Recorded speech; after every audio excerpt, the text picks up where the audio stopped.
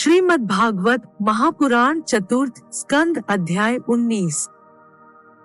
श्रीमद्भागवत महापुराण चतुर्थ स्कंद 19 अध्याय। महाराज पृथु के 100 अश्वमेध यज्ञ। श्री मैत्रेय जी कहते हैं, विदुर जी, महाराज मनु के ब्रह्मावर्त क्षेत्र में, जहाँ सरस्वती नदी पूर्व मुखी होकर बहती है, राजा पृथु ने 100 अश्वमेध यज्ञों की दीक्षा ली। यह देखकर भगवान इंद्र को विचार हुआ कि इस प्रकार तो पृथु के कर्म मेरे कर्मों की अपेक्षा भी बढ़ जाएंगे, इसलिए वे उनके यज्ञ महोत्सव को सहन न कर सके। महाराज पृथु के यज्ञ में सबके अंतरात्मा सर्वलोक पूज्य जगदीश्वर भगवान हरि ने यज्ञेश्वर रूप से साक्षात दर्शन दिया था। उनके साथ ब्रह्मा, रुद्र तथा अपने अपने अनुचरों के सहित लोकपालगण भी पधारे थे। उस समय गंधर्व, मुनि और अप्सराएं प्रभु की कीर्ति गा रहे थे।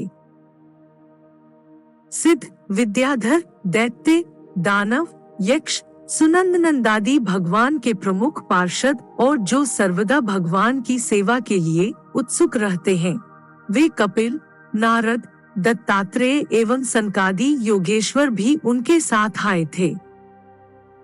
भारत उस यज्ञ में यज्ञ सामग्रियों को देने वाली भूमि ने कामधेनु रूप होकर यजमान की सारी कामनाओं को पूर्ण किया था।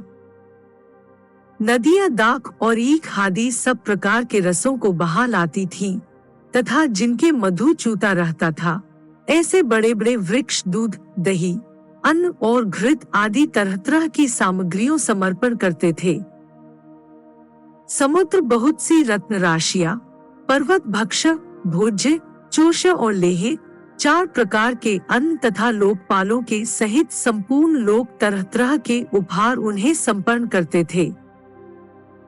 महाराज पृथु तो एकमात्र श्रीहरि को ही अपना प्रभु मानते थे। उनकी कृपा से उस यज्ञानुष्ठान में उनका बड़ा उत्कर्ष हुआ।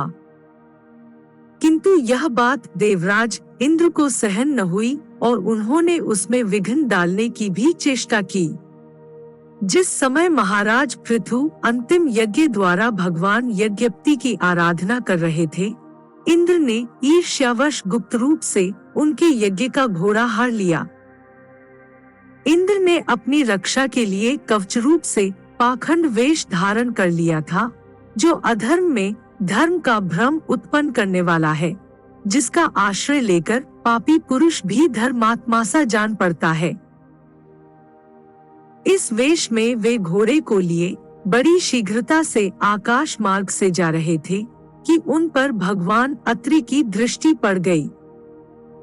उनके कहने से महाराज पृथु का महारथी पुत्र इंद्र को मारने के लिए उनके पीछे दौड़ा और बड़े क्रोध से बोला, अरे खड़ा रहा, खड़ा रहा। इंद्र सिर पर जटाजूट और शरीर में भस्म धारण किए हुए थे। उनका ऐसा वेश देखकर पृथु कुमार ने उन्हें मूर्तिमान धर्म समझा, इसलिए उन पर बाण नहीं छोड़ा।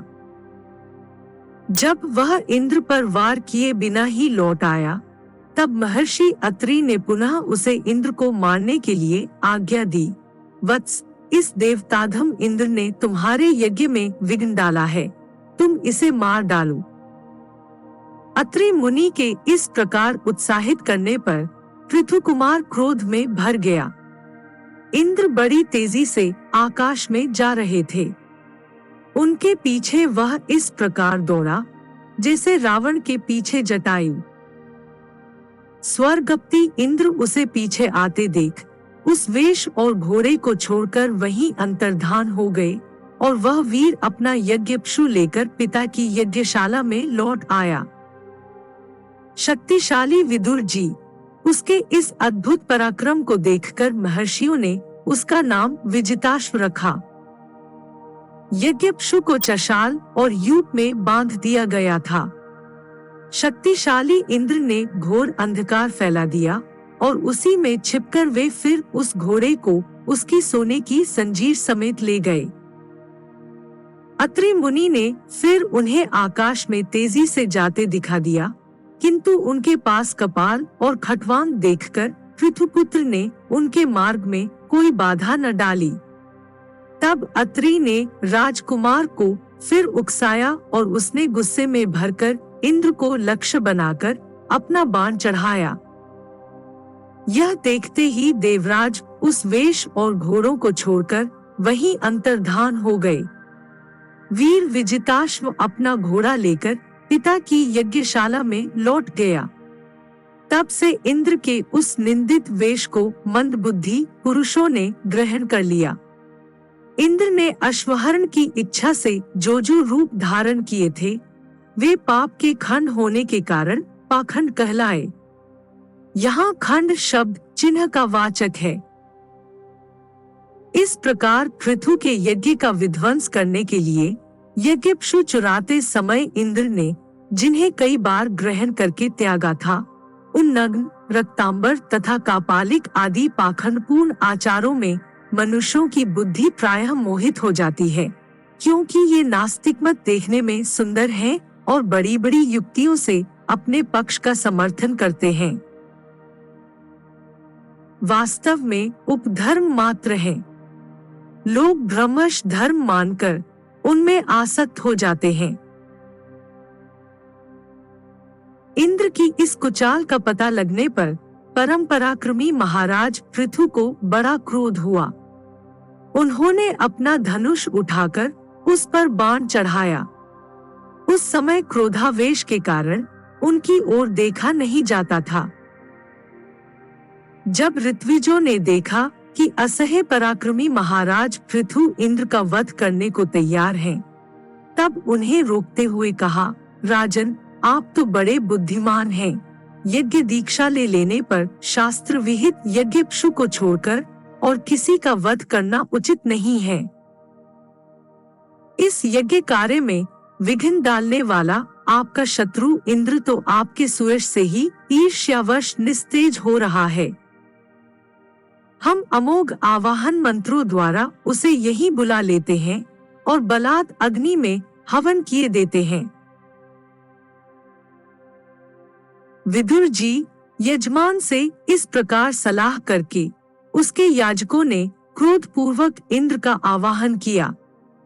वे स्रुवा द्वारा आहुति डालना ही चाहते थे कि ब्रह्मा जी ने वहां आकर उन्हें रोक दिया। वे बोले, याजकों, तुम्हें इंद्र का वध नहीं करना चाहिए। यह यज्ञ संज्ञक इंद्र तो भगवान की ही मूर्ति है। तुम यज्ञ द्वारा जिन देवताओं की आराधना कर रहे हो, वे इंद्र के ही तो अंग हैं और उसे तुम यज्ञ द्वारा मारना चाहते हो। पृथु के इस यज्ञानुष्ठान में विघ्न डालने के लिए इंद्र ने जो पाखंड फैलाया है, वह धर्म का उच्छेदन करने वाला है। इस बात पर तुम ध्यान दो। अब उससे अधिक विरोध मत करो, नहीं तो वह और भी पाखंड मार्गों का प्रचार करेगा। अच्छा, परमेश्वरी महाराज पृथु के 99 ही यज्ञ रहने दो। फिर राजर्षि पृथु से कहा, राजन, आप तो मोक्ष धर्म के जानने वाले हैं, अतः अब आपको इन यज्ञानुष्ठानों की आवश्यकता नहीं है। आपका मंगल हो। आप और इंद्र दोनों की पवित्र कीर्ति भगवान श्रीहरि के शरीर हैं, इसलिए अपने ही स्वरूप भूत इंद्र के प्रति आपको क्रोध नहीं करना चाहिए। आपका यह यज्ञ निर्विघ्न समाप्त नहीं हुआ, इसके लिए आप चिंता न करें। हमारी बात आप आदर पूर्वक स्वीकार कीजिए। देखिए, जो मनुष्य विधाता के बिगाड़े हुए काम को बनाने का विचार करता है, उसका मन अत्यंत क्रोध में भरकर भयंकर मोह में फंस जाता है। बस इस यज्ञ को बंद कीजिए। इसी के कारण इंद्र के चलाए हुए पाखंडों से धर्म का नाश हो रहा है, क्योंकि देवताओं में बड़ा दुराग्रह होता है। जरा देखिए तो, जो इंद्र घोड़े को चुराकर आपके यज्ञ में विघ्न डाल रहा था, उसी के रचे हुए इन मनोहर पाखंडों की ओर सारी जनता खिंचती चली जा रही है। आप साक्षात विष्णु के अंश हैं। वेन के दुराचार से धर्म लुप्त हो रहा था। उस समयोचित धर्म की रक्षा के लिए ही आपने उसके शरीर से अवतार लिया है।